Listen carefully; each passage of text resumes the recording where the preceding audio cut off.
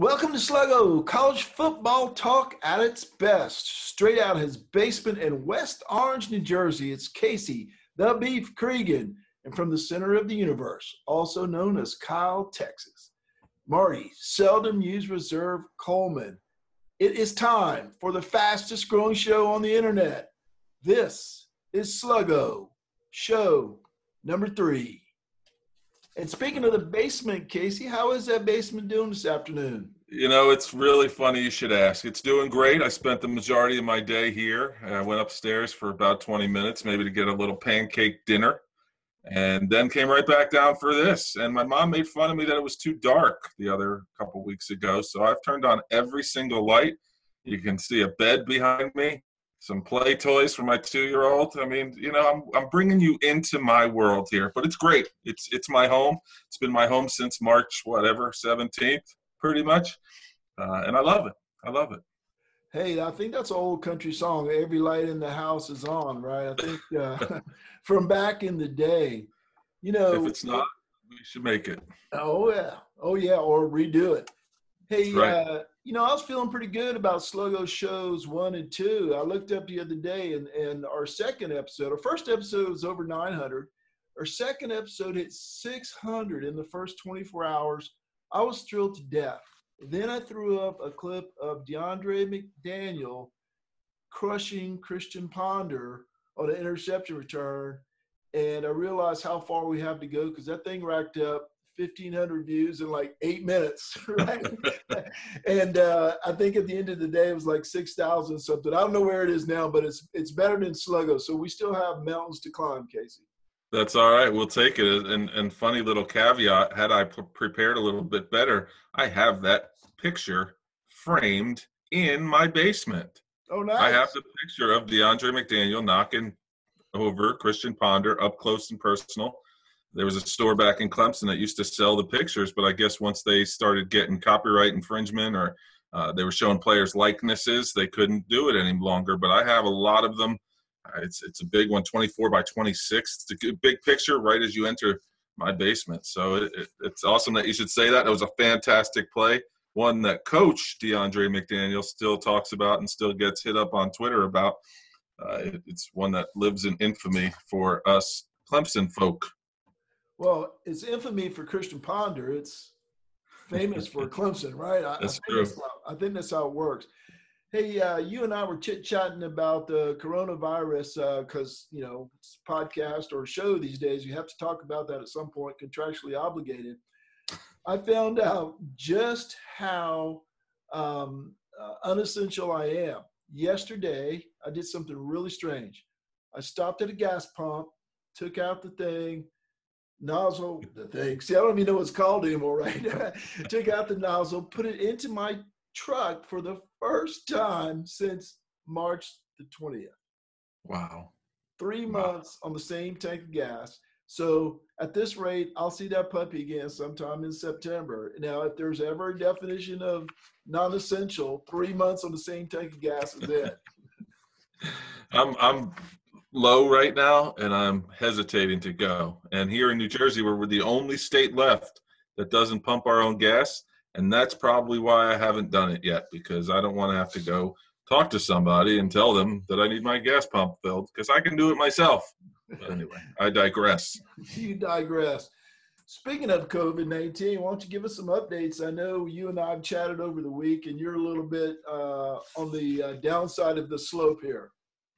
I am, because of the other sports that we're hearing about. Now, I've become a boxing fan over the course of the last couple weeks because that's on TV, and I seem to fall asleep to it just about every night. But then I look while I'm watching ESPN. I see Novak Djokovic from tennis contracted the virus. Nikola Jokic, who plays in the NBA, contracted the virus. Malcolm Brogdon, NBA player, has the virus. Today, Charlie Blackmon of the Colorado Rockies came out and said he's got it. It just seems to be affecting everybody. Obviously, this is a college football show, so we'll talk more about that. But even in just a little minor research and just glossing over some of these numbers, we as Clemson people, not Clemson-centric podcast, but we as Clemson people noted that 28 of the student athletes and staff and personnel last week were diagnosed positive with the COVID-19. Who was it? Boise State suspended. They closed down their campus because they were having an influx of positive cases as well. Florida's got 11 athletes not designated to what sport. Iowa State's got 10. Kansas State 14. LSU had 30. Whether or not they're athletes and staff, it's just this number doesn't go down. Now, I happen to be living in a bubble here in the Northeast where our numbers are going down. So back, we were every day it was up and up and up, and it was scary, the numbers. There's 66 at a nursing home right across the street from my house. That was scary. Now we barely have, I think my town had 1 in the last week. And so, but I keep looking around the country. So that got me excited when I'm seeing what's around me local in my little bubble. That's excited. Okay, this is starting to go that downturn. But then I keep seeing these articles that come out, and more players and more athletes are even coming out. Amari Rogers, the Clemson wide receiver, the other day said they need that money on Twitter. You know, why are we being forced back into this? Obviously, they need that money. It just seems like that's starting to push it to the top, rear its ugly head, that maybe that is why. And I don't know when it's going to be safe for these guys to come out and play. And quite honestly, Marty, you and I both need college football for this show. So it's just not – it doesn't look good, but I don't know what needs to happen. I don't know what that thing is. I keep saying it. We need to have a treatment. Vaccine obviously is months away. Treatment may be still months away as well. But I think a treatment will allow players to play, fans to be in the stands. I don't know. There's spikes everywhere now, and I just want it to go away. Like, we need a handle on it. We don't have it. Right. And so I am right now. I'm Debbie Downer, and that's against my personality. That's against everything. I just don't see a good way to do this. Well, this could be, you and I could have the worst timing in the history of podcasts, right? If we start a college football podcast and there's no season, has there ever been a time like this, you know? I am a little bit on the downside too, and I'm naturally, and I have been the one that says it's going to happen. It's just a matter of how much and when. I'm a little bit on the downside, you know. I happened to be flipping through the channels on Monday. Saw that they had 5,000 fans at a car race in Talladega and went, oh, that's encouraging. Then I realized that the place seats 175,000 people. So that would be like 2,300 people at a Clemson football game. And then I got kind of down about it. Now, I am one of the opinion that, and I'm not trying to again, let me do the caveat. I'm not a doctor. And I'm not trying to make light of this. Obviously, as you mentioned, you and I have been talking. I know you're in a spot, part of the nation that's been severely affected by this. You said even across the street, you know, nursing home. But these are mostly healthy young men. And, you know, my doctor, who I've been in contact with because of some previous health history, said, oh, yeah, just quarantine for 14 days. And, you know, whether you're positive or not, when you come in contact with someone, the treatment is the same. You hang out for 14 days, basically, you know, and try to obviously self-quarantine. So it's not like you have this and you die, or you have this and immediately you go to the hospital. For a lot of people, I do realize some people, you know, are in different situations. Again, not trying to make light of the situation. I'm just saying, being positive is not necessarily the end of the world. Now, especially some of these folks could get over it in 14 days. I even, one of the basketball players, and I don't remember which one, talked about he's going to get retested and he could be on his way to the States in 2 or 3 days, right? He has to have 2 days or 2 consecutive negative tests, I think it was. So it's not the end of the world being positive. On the other hand, Casey, when you have Amari Rogers coming out and feeling like they're being forced into a dangerous situation, that could turn the tide, especially during these times. Absolutely. And the more voices, everyone's got a strong voice nowadays, and athletes are being turned to by a lot of people because they're right there at the firing line, if you will. And I think that if more people pick up on that, that narrative may take off, and then where do we go from there? So that adds another layer that I don't want to talk about on this show ever again. Yeah, it's just a crazy time, and I don't know how many times we can say it. I don't know how many times I can say it. It's a crazy time, and it's unprecedented. We've never been through something like this before in our lifetimes. And God, I hope this doesn't happen again. And the second wave that everyone keeps talking about, I don't want to see that either. So that's why I'm saying if we get, and I'm no doctor, no scientist by any stretch of the imagination. So I'm one of those people telling others how to do their job. But scientists and pharma companies need to hurry up with this treatment or a vaccine so that we can move on with our lives and get sports back in this, notably college football. No doubt. And, as much as I'm not really poo-pooing the idea of it being someone being seriously, it's only going to take one person to get seriously ill, one player, I would say, before things change. Really, the sentiment changes and it heads in a different direction. And, chances are that's going to happen at some point. The question is when and who and what the reaction is. That'll be really interesting to see, excuse me. Well, let's talk about something a little bit better, a little bit lighter. Bill Connolly of S&P Plus fame, who now works for ESPN, came out with his predictions for the ACC Atlantic to start out. He has Clemson going 11-1 and 7-1 in the ACC, which I find real interesting. We're going to look at the individual game predictions in a second, but he predicts Clemson to lose to somebody in the ACC. Now, this is one of those things where it's kind of like a cumulative effect. He didn't say they're going to lose to Florida State or Louisville. He's just looking at the odds, and the odds are telling him that somewhere along the line, the Tigers are going to lose. Now, he gives them a 94% chance to win the division, 88% chance to win the ACC, and a 75% chance to go undefeated, win the ACC undefeated. So I'm not sure how all these numbers fit together because he had Clemson 11-1, 7-1 in the ACC, Florida State at 7-5 and 5-3, Louisville at 6-6 and 4-4, which is a step back for Louisville, I believe. Let me get your take on those top three teams there. We never know. You and I talked about it in a podcast that on Seldom Used Reserved about Florida State with the new coach. Yeah, do we think they're going to take a step up? Yes, but with only 6 weeks preparation with a new staff, I don't know what we're going to get. But Florida State is as talented as it comes, for lack of a better cliche. They have the athletes, and we talked about it a little bit last week with the University of Florida, talking about even just keeping the main big-time players out of Florida in state. And Florida State does a great job recruiting, always has. I know Mike Norvell, the head coach, has retained some of his top recruiters. So they're doing okay in that regard. So I think that team will be good. 7-5, that's a huge step down from 11-1 Clemson. So there's still that gap. So I did notice that when looking at these stats of the ACC Atlantic. Louisville, I really like them, but once again, is Puma Pass going to take a step up this year at the quarterback position? What do they have coming back? Their defense had holes everywhere last year. And yes, they were better. But we'll see. And then once again, 6-6 to 11-1 is a large gap.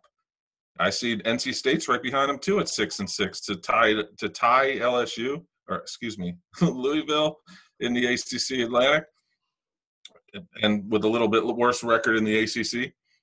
It's interesting to see that those top three there. I think there's a major difference. Can Florida State at some point compete? Yeah. Is it this the year? Probably not, especially with a shortened spring and shortened fall camp. I think it's Clemson's to lose. I know you and I also talked about this. I don't see a loss in the ACC.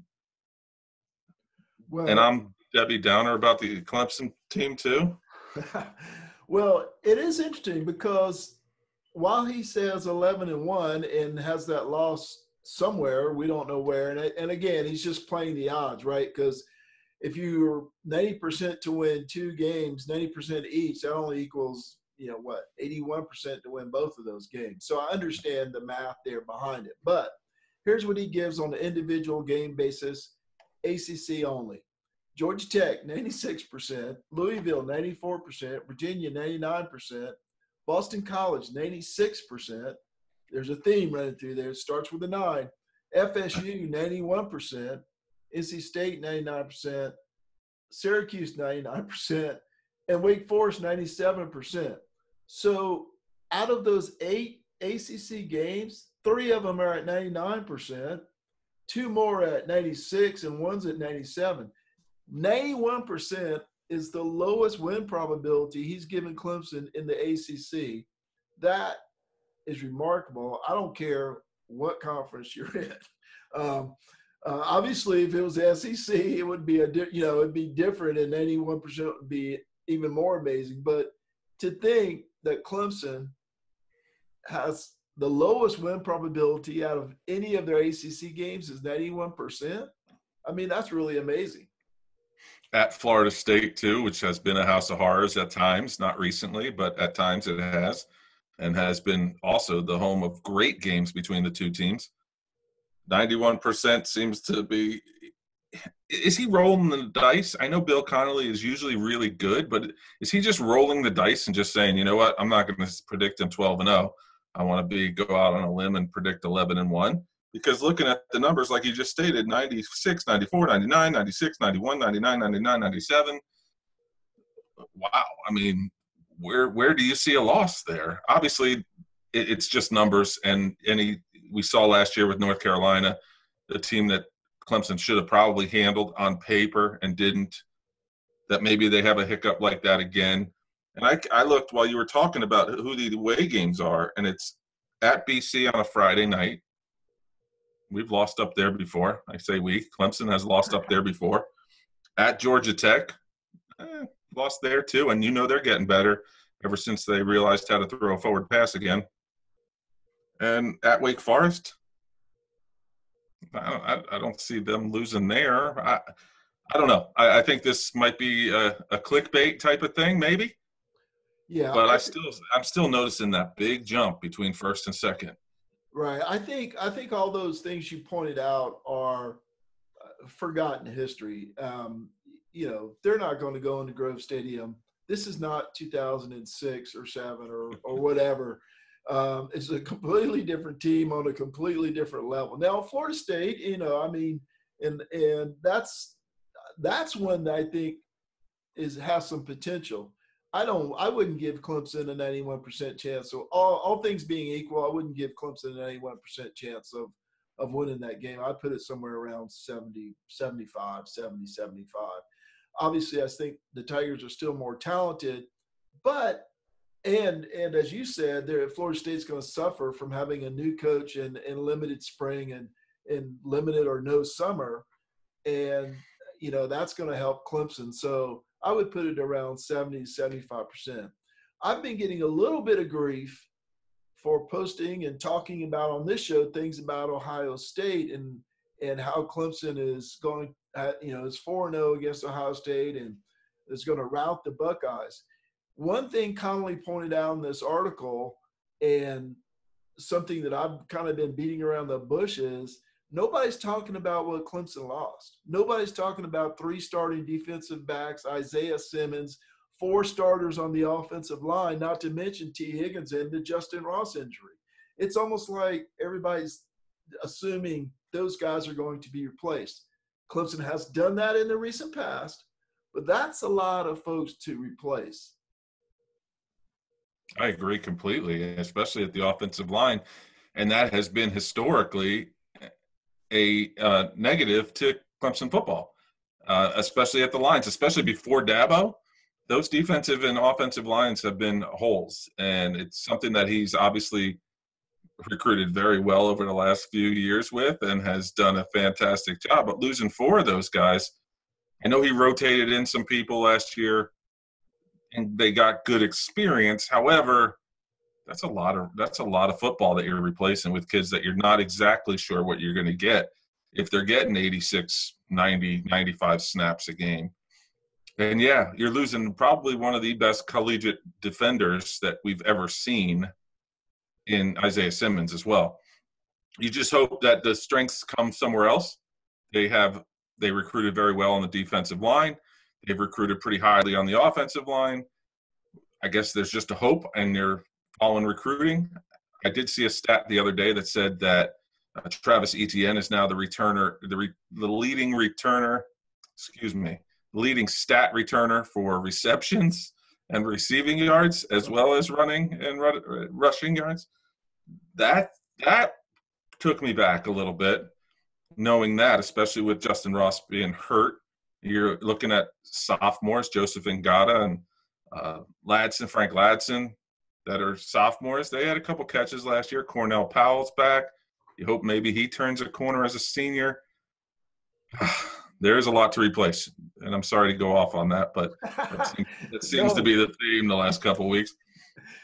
That's what we're here for both of us to take turns going off on these topics. But I think the Travis Etienne, while that is a stat and a fact, I think it's also, it's circumstances, right? I mean, Amari Rodgers coming back from knee surgery, he only missed the first game completely, but there were several games where he wasn't used very much and wasn't needed and was still recovering. So, but your point is valid.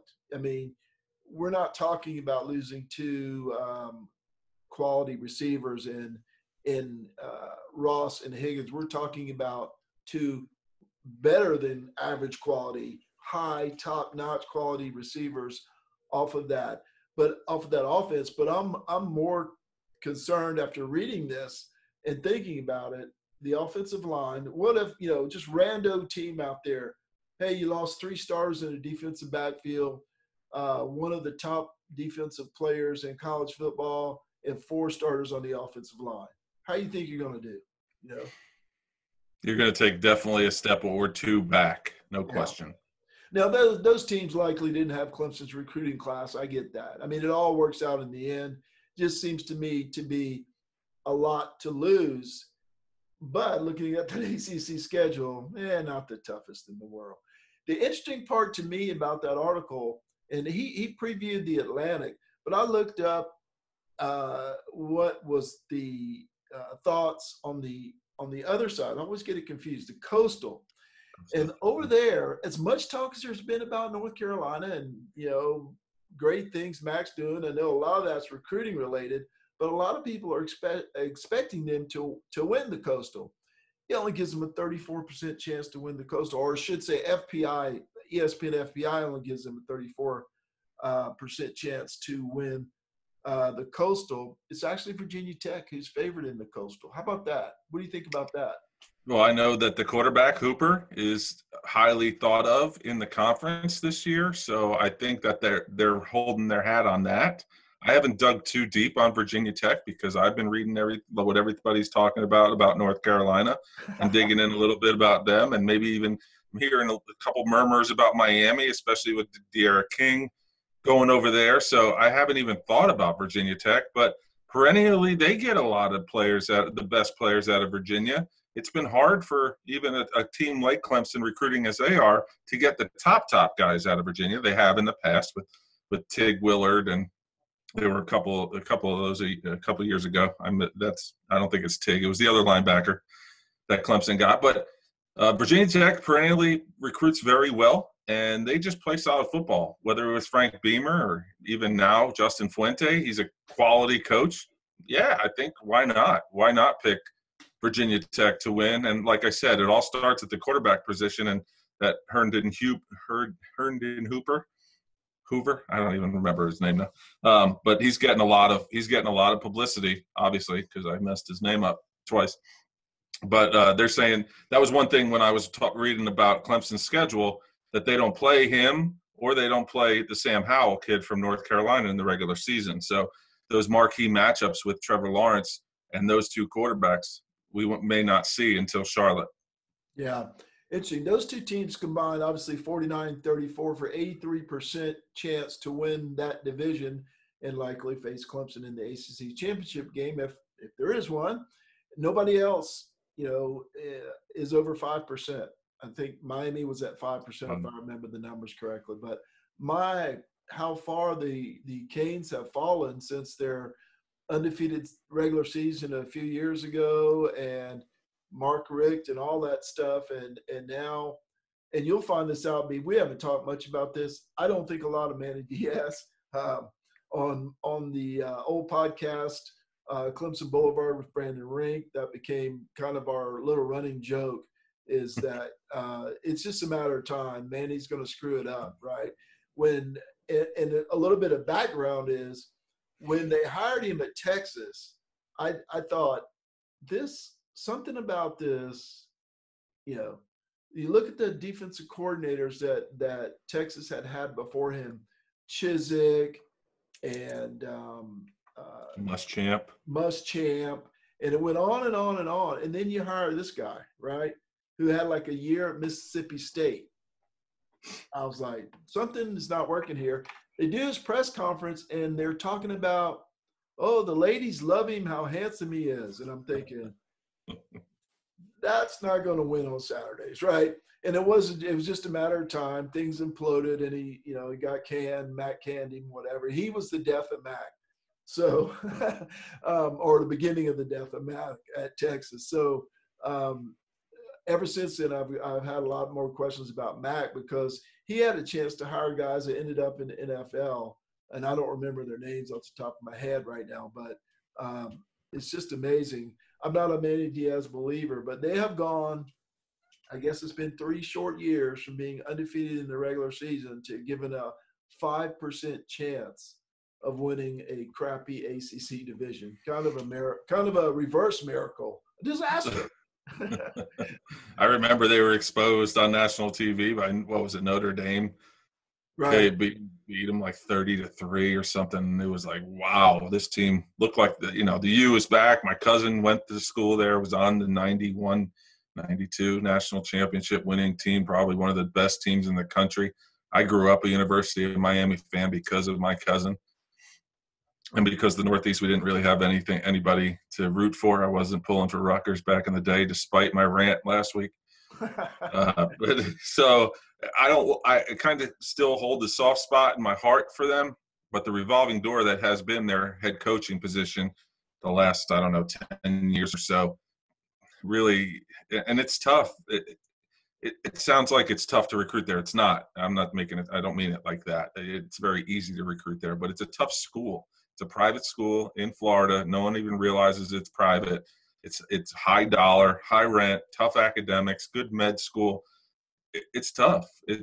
Back in the day when they had Jimmy Johnson and a couple of the other guys that were making sure that their players skirted through, and I'm not saying that doesn't happen now, but times are changing a little bit. So some of these players don't see the lure of the U anymore, and so they're going out of state. They're going to Florida State. They're going to Florida. They're going to UCF instead of Miami nowadays, and that's kind of – I wish Miami was back, because I think that's why the ACC gets a lot of flack, is because Florida State and Miami haven't been what they should have been, I guess, Miami definitely not since they've come to the ACC. They haven't been as dominant as they were in the Big East and even before that. And, I think that hurts those big name teams not being at the top. North Carolinas, the Pittsburghs, I don't know who else has been in the ACC. Everybody, right? Everybody from the Coastal's been in the ACC championship since Clemson's been on this 5-year run. Literally. Yeah, I think, yeah. So it's just it's sad to see them down, but I know how much you like Manny Diaz. I did hear one of those episodes that you and Brandon were talking. So, well, the funniest thing is before Manny Diaz was hired, and Brandon and I were doing a podcast with Brad Sinkoff, who's now at WCCP. He used to work with Brandon at Orange and White, and he used to rail on Al Golden. So it's like next Miami coach up, whoever the Miami coach is not a favorite of any of us guys. Hey, we strive to be a podcast that talks about more than Clemson, a podcast and a show, I should say, talks about more than Clemson. So it caught my eye the other day when I saw Alabama had scheduled a home-and-home with Ohio State.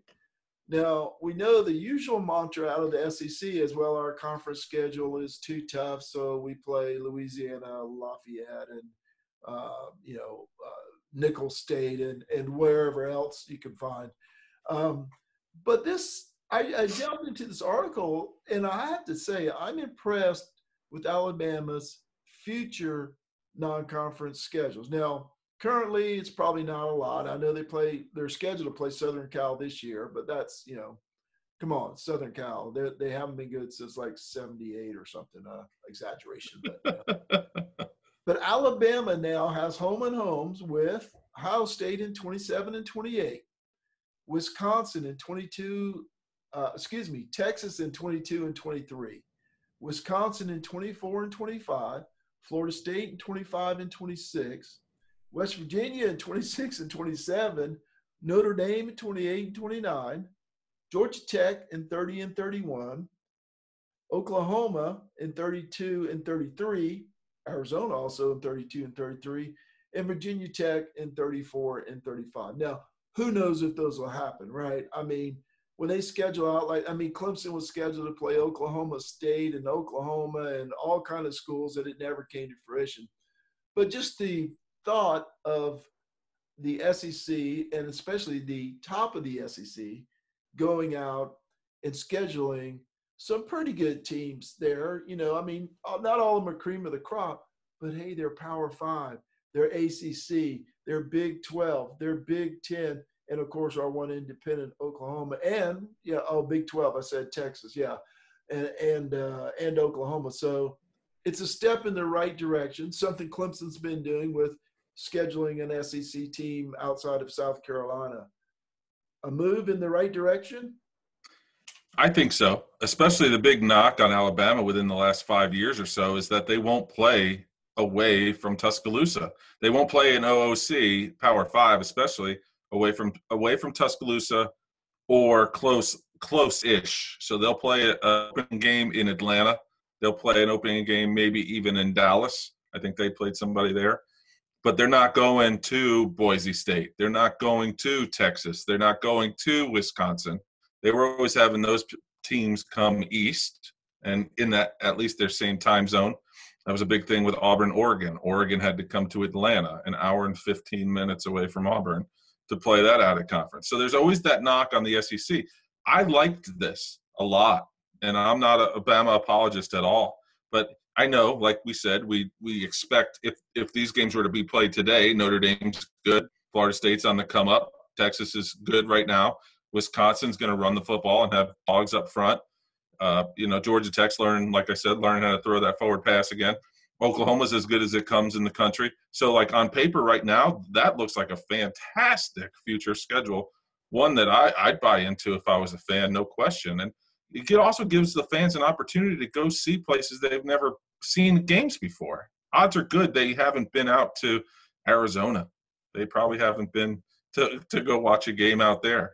Maybe they haven't even been to Oklahoma. Maybe they haven't been to Norman, So I like that a lot. I like what Clemson's doing. A lot of teams are doing it now, or at least getting better, but I haven't seen one schedule future-wise as good as Bama's. And I really, if I haven't said it yet, really like they're going home and home with these guys. Yeah, that is pretty cool. And from my perspective, all you can do is schedule these teams, right? You don't know whether West Virginia is going to be any good in 2026 or Notre Dame in 28 and 29. People always say that, well, you played Notre Dame and they were down. Well, you can't know that, 8-9 years in advance, right? You just have to schedule teams like this. As I said, Big 10, Big 12, ACC teams, home and home, and you roll the dice. Maybe, who knows? Maybe Georgia Tech will be good. Maybe Oklahoma won't. We don't know when they play, but all you can do is take that chance. You got to give them in this case being the Alabama AD, and I would assume Nick had to sign off on this, credit for trying instead of playing Louisiana Lafayette and, Georgia State and those type of teams. Yeah, they're Power 5s. They're signing off on Power 5. And then And as you pointed out, there's some major players on there. We're not just playing like picking a Pac-12 team and saying, oh, yeah, let's play a Power 5 team, Arizona, or even Virginia Tech. They've got Notre Dame, Wisconsin, and Texas, and Oklahoma on there. So, more power to them. I think it's great. It's great for college football, right? I'm not going to watch Alabama and Georgia State, but you put Alabama and Wisconsin on there, or Alabama and Florida State, and I'll watch that. Let's switch over to recruiting real quick. We don't have much recruiting news this week, and we keep saying this. We know folks love to hear recruiting, love to hear us talk about it. We're not the experts, but one thing that came out this week is number one prospect out of North Carolina, Payton Page, set his commitment date. Well, he said his commitment month. I think he just said next month sometime. And he's down to 3, and that's Tennessee, Clemson, and North Carolina. Most folks think he's headed to Clemson. And as I pointed out in a previous podcast, if he does not end up at North Carolina, Max Fentz takes another hit, right? Because this would be the 4th out of the top 5 who left the state of North Carolina. Max having a good class, and we've talked about that ad nauseum, but this would be a big miss for Mac and a big get for either Clemson or Tennessee if one of those schools ends up with this guy. Yeah, and I unfortunately do follow some recruiting, and what I've read, especially early on in the process for this young man, is that it was really down to Tennessee and Clemson. So it feels like, well, with Dre Bly, recruiting coordinator for North Carolina, they're going to have a chance. And I believe they're from the same area as well of North Carolina. So that's kind of brought them back in the mix. But from everything that I'm reading and seeing, it does seem like it's still a fight between Clemson and Tennessee. And it just so happens to be those two teams that we've kind of zeroed in on for recruiting with more quantity over quality. But, yeah, he's a game changer, defensive lineman from the state of North Carolina, big kid, gets low, uses his pad level really well. I don't break down a lot of 18-year-old tapes, but I have seen it in passing, and he will be a big get for somebody. I'm not sure he's going to be an instant game changer, but he is a 5-star kid, right? I believe, and he will be able to help somebody out of those 3. It's pretty much plug and play. And if he comes to Clemson with the young kids that they got for the 2020 class, 2 of the top 5 in the country recruit-wise, then you add this kid to the mix, plus an older Tyler Davis defensive tackle. That defensive front's going to be back to Christian Wilkins, Cleveland Farrell, and them boys, Dexter Lawrence. Oh, yeah. So, it'll be interesting to see where he ends up. Oh, guess what? I said the word. Ding, ding, ding.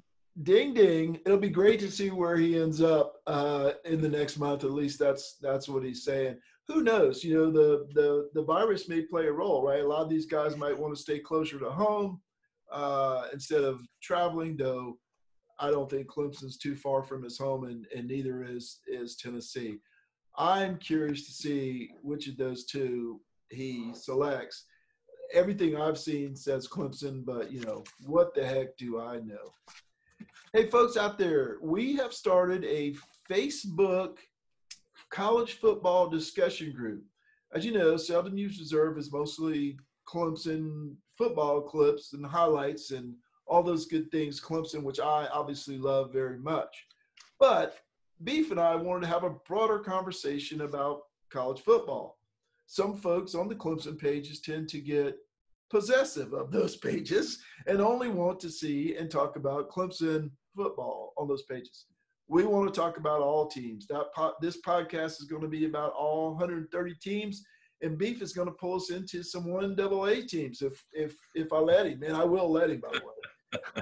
Because I'm interested in that. I have nephews that played at a D3 school. So anyway, we started a college football discussion group on Seldom Used Reserve. Just look under groups or send me a message and ask for an invite. Be glad to do it. Currently 82 members.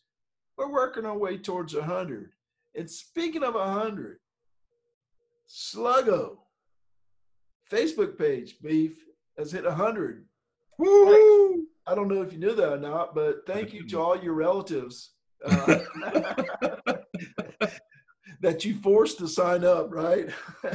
Well, you know the power of Facebook. I put it under groups, and I sent the major blast to, I don't know, I think I have 800 and some odd really close and personal friends and family, and they all just happened to click like. So, yeah, we appreciate it. Thank you for doing that.